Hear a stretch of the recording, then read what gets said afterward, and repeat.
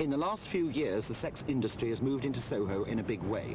25 years ago, there were a few sex shops and strip shows. In the last 18 months, more than 40 sex establishments have opened. There are now over 160 pawn shops, clubs and sex cinemas, known locally as the Vice, packed into this tiny area of London. The families who live here are subject to displays that leave nothing to the imagination.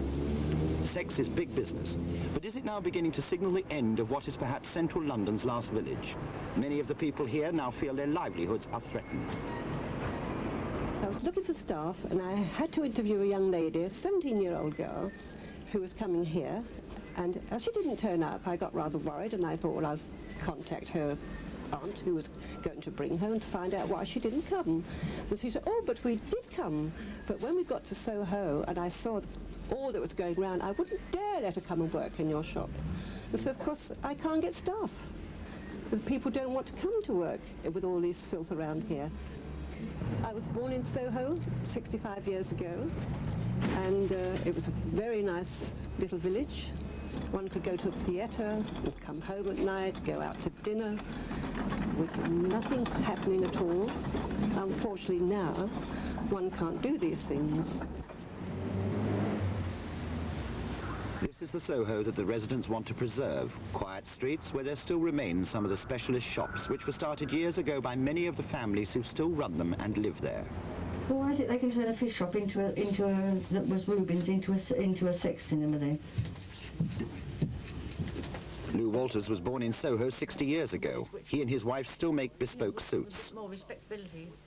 Clockmaker Michael McCoy carries on a tradition of craftsmanship for which Soho was always famous. Unlike others who have been driven out by high rents, he has a lease that he can afford. For over a century and a quarter, individual shoe trees and lasts like this have been made by the same firm in the same shop in which they first started. Anything else?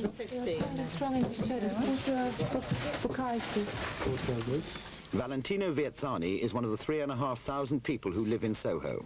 He serves some of the 70,000 commuters who come here daily.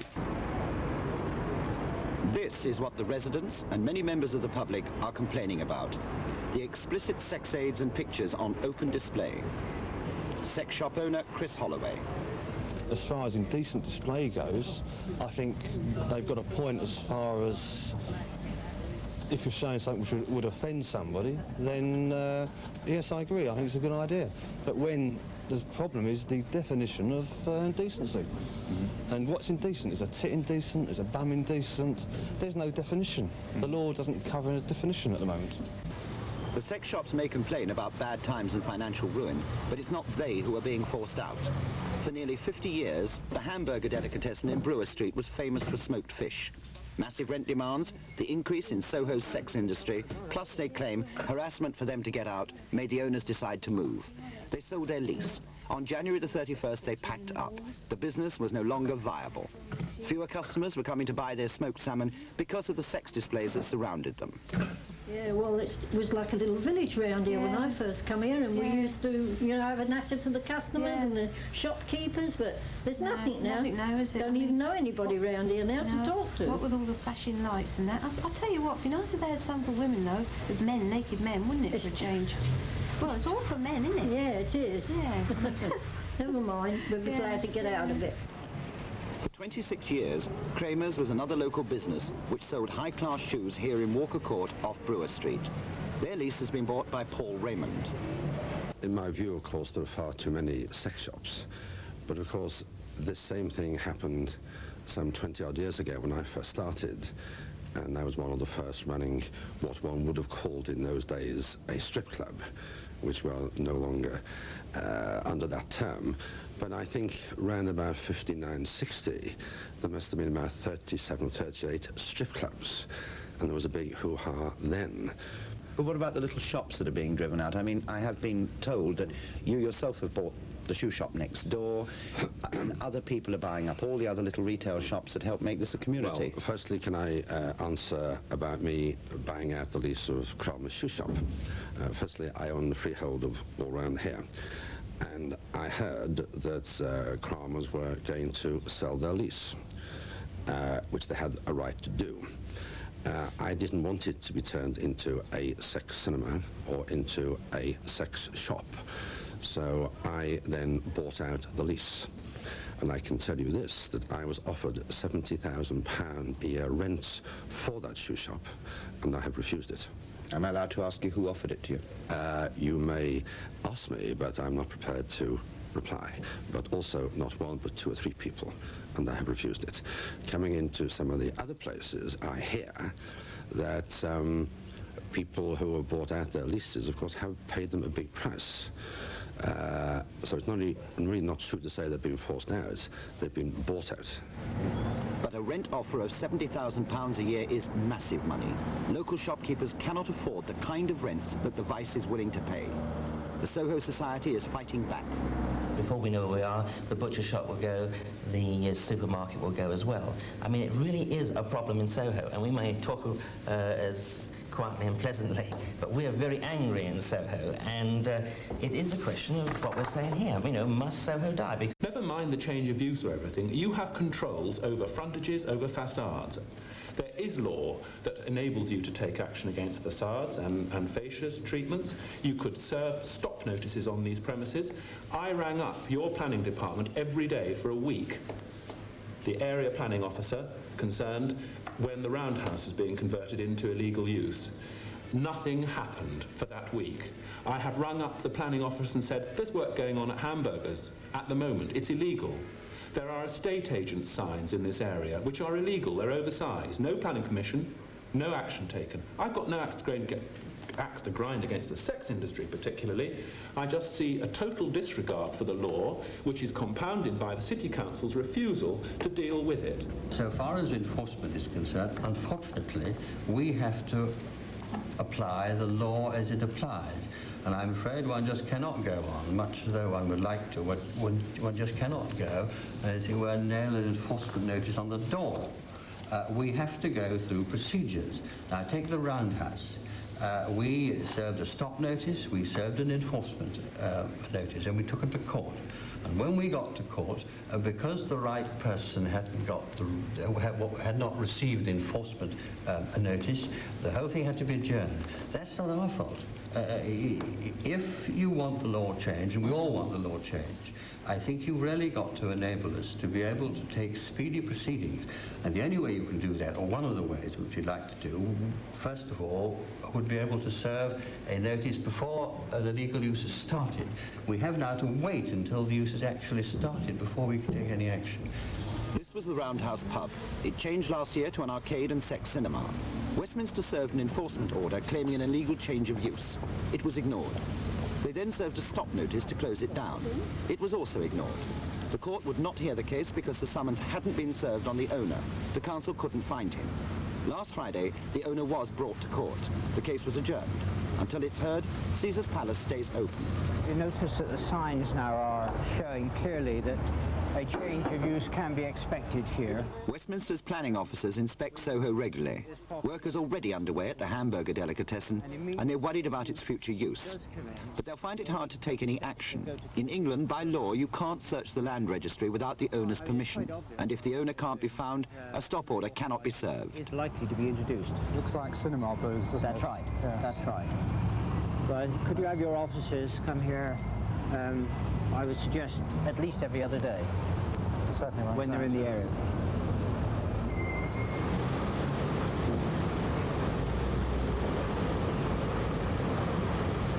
This is the property, the peep show, that I was telling you about, that in my view serves as the example of the inability of the City Council to take effective action due to the inadequacies of the present laws. Even when Westminster do feel that they have a case to oppose the change of use of a shop to a cinema or live peep show, they can only protest on planning grounds.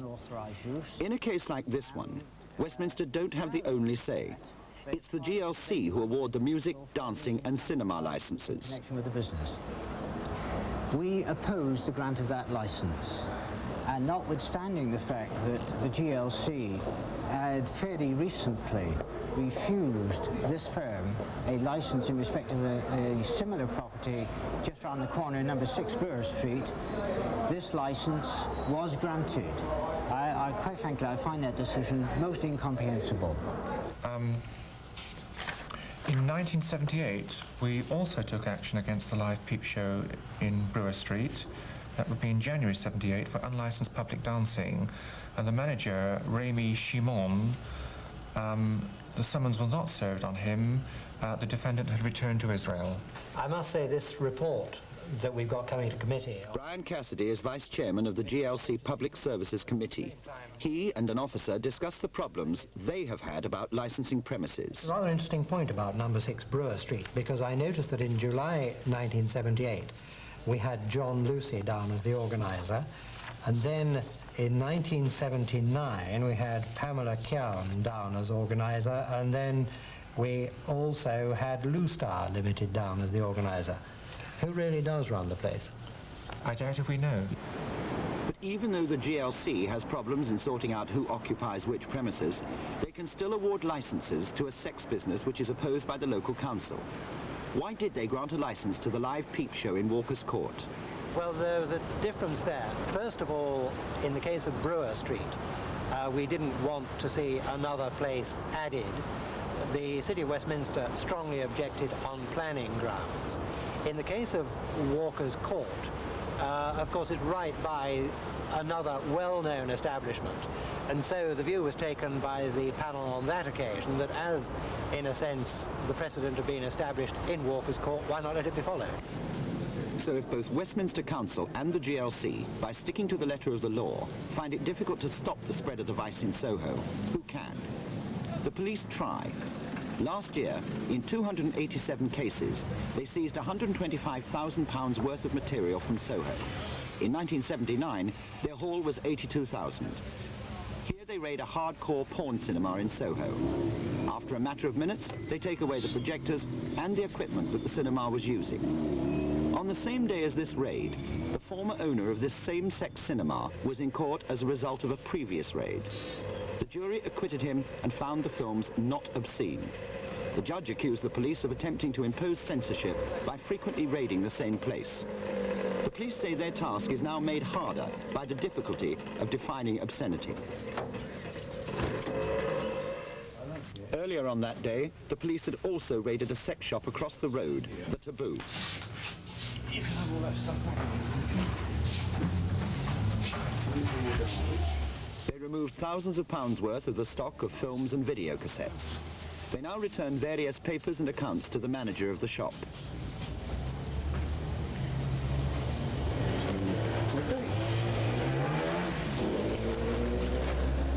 I thought you could read me. Jesus, you're a happy lot of bastards today. Look at my show. Smashing. Thank you very much. See you again. Bye-bye. Ta-ra. Bye now. The manager and the police may treat it all as a joke in the course of duty. The owner, John Lindsay, is not so happy. Every film that I have, or had, prior to the raid this morning, has been acquitted of all obscenity charges by a Crown Court jury. The latest one was in 1977 at the Central Criminal Court, Old Bailey, where the jury not only acquitted the films of obscenity, they actually spelled out why they were acquitting. Are you saying the police shouldn't have raided you and should have left you alone? No, what I'm saying is that the police, not the police who conduct the raids, who are nice enough blokes, they are only doing their duty. But whoever is ordering the raids is completely disregarding a High Crown Court jury's decision. I will restock and I will be raided again with legal films. So they're obviously attempting to close me down, not through a due process of law, but through hitting me financially. Pornography is certainly a multi-million-pound business all around the world. Allegations are made that a lot of the money here comes from overseas. Does it? Well, certainly as far as I'm concerned, it does not. It all comes from here in the UK, which I have made out of the theatrical profession for many years. And this money has stayed in here and put back into the particular profession that I'm in. But it is true to say that in certain places of possibly obscene entertainment and obscene books, that money does come from abroad. A lot? I would possibly say the original finance and the know-how and possibly the importation of this material. Do you approve? I cannot approve in, should we say, mafia money being involved. Certainly that there would seem to be no evidence of violence, but who knows, round the corner type of thing. And if it is only kept to those people who are friendly with them. I suppose one must say that if somebody wants to see obscene shows, they should be entitled to see them, but in premises that are controlled, and the people who own them should have some type of license, rather like the gaming board. If sex shops were licensed like betting shops, at least Westminster would have real powers to control them. Only 4 days ago, an attempt was made in Parliament to do just that. It failed. Meanwhile, with rent demand soaring by as much as 300%, more and more of the locals could be forced out of Soho. Can anything be done to protect the community? We have for some years now been doing our level best to try and keep this under control. But with the powers which we've got, we're not able to take sufficient action, and it's as simple as that. One group who see a way of keeping the local community alive is the Soho Housing Association. They're taking over and renovating whole areas in which to rehouse. The association is Andrew Westcott. He discusses an open space project with architect Jan P. And it is really important, I think, that the Housing Association does this work, because this block we're standing in is central to the southern part of Soho here and is surrounded by the school, and immediately outside this environment will, as Andrew, if it wasn't for the Housing Association coming here, the school would be surrounded by the vice entirely. I mean, what seems to be happening here is that we're at last creating an environment for children and for families. Well, indeed. I mean, at this development, we're having we're housing 70 families, which is incredible in such a confined area. If this did not happen and the demolition took place, I hazard to guess it would have taken years before something new was constructed. And then we've got this other problem, of course, that having provided open space like this, we have to protect it. Oh, yes. And I think this is another aspect that I'm concerned about now, that the brazenness, if that's the right word, of the activities of the less pleasant, whether they're legitimate or otherwise, businesses around here is a very difficult thing to cope with. And maybe, I suspect, that by the time we finish this complete project and there'll be virtually this entire block in proper residential use, it must have a knock-on effect to keep the vice out. But can the association work fast enough to save the community?